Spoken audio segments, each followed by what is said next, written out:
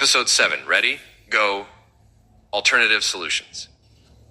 3 renowned scientists, Papaia, Banani, Ravioli, and their assistant Igor work at the Nasal Observatory. Papaia remembers that their flight to the conference is in 2 hours. With their many open and broken suitcases, they cause chaos wherever they go. The scientists miss the taxi. We are on the sidewalk in front of the observatory, where Papaia is trying to find a way to get to the airport. Papaia seems to have finally found something. Papaia, showing the phone. Look, this bus goes straight to the airport. Banani. The stop is nearby. Let's run. Papaia, run. The bus is already coming. Ravioli.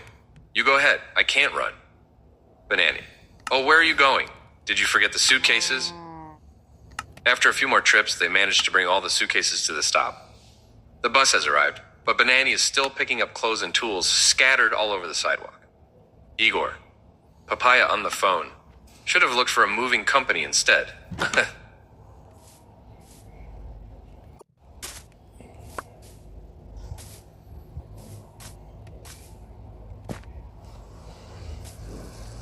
The driver.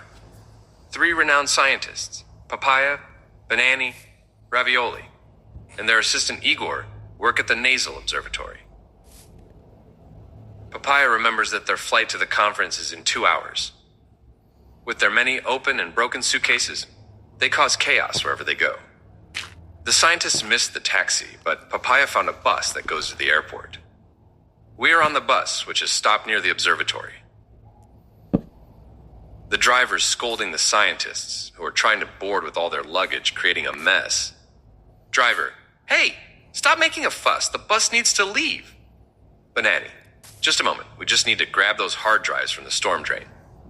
Driver, oh, do you think you're at home? Papaia, excuse me, Mr. Driver. Please, can you wait just a minute? We need to catch the plane. It's very important. Papaia convinces the driver to wait. Driver, just a minute, huh? These idiots are taking forever. At this rate, I'll miss my break at the bar. Finally, they've loaded everything. But as they're finishing getting settled, the driver, extremely angry, takes off at full speed, causing them to fall along with their luggage. Igor, having predicted the scene, holds onto one of the bars. Igor, more than accidents. These falls are becoming a routine for the 3 scientists. Good thing I always have my phone on hand. Their meme is becoming more and more famous every day. Anyway, with the few bucks they give me, I have to find a way to make extra money by the end of the month. The title of the new video? How about Poor Physics, the Collapse of the Brainiacs? Scientists adrift, an avalanche on the speeding bus. Let me know in the comments.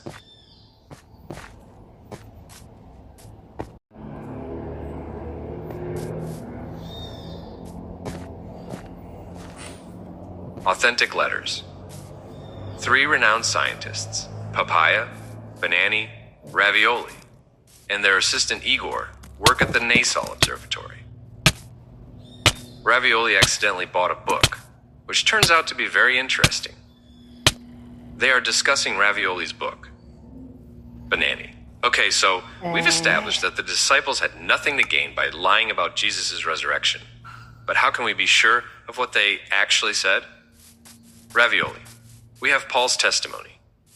Paul's letters, including 1 Corinthians and Galatians, are considered unquestionably authentic by most critics. Banani. So we can be sure that Paul wrote this testimony in his letters. Ravioli. Exactly. And Paul wrote in the 1st century, just a few decades after the crucifixion. There's historical consensus on that. Igor. As authentic as the embarrassing moments we create every single day. Unfortunately, those don't need any evidence to be believable.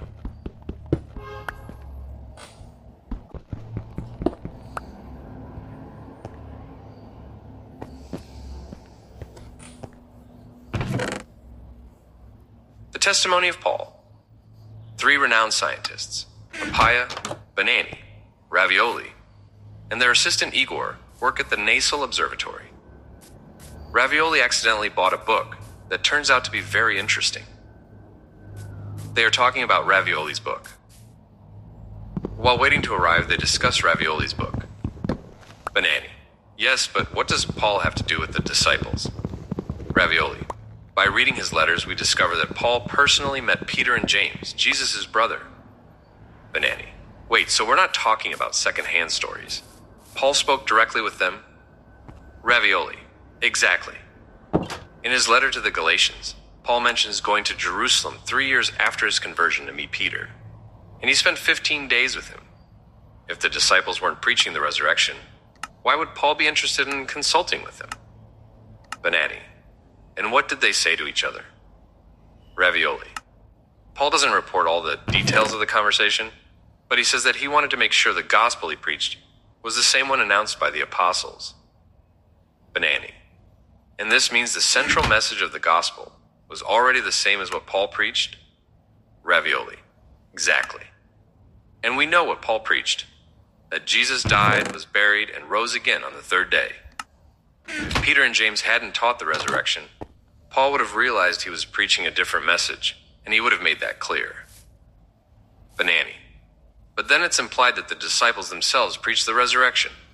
Ravioli. Exactly. If they hadn't, this letter wouldn't make any sense. Igor. Speaking of saying things that don't make sense, Papaia.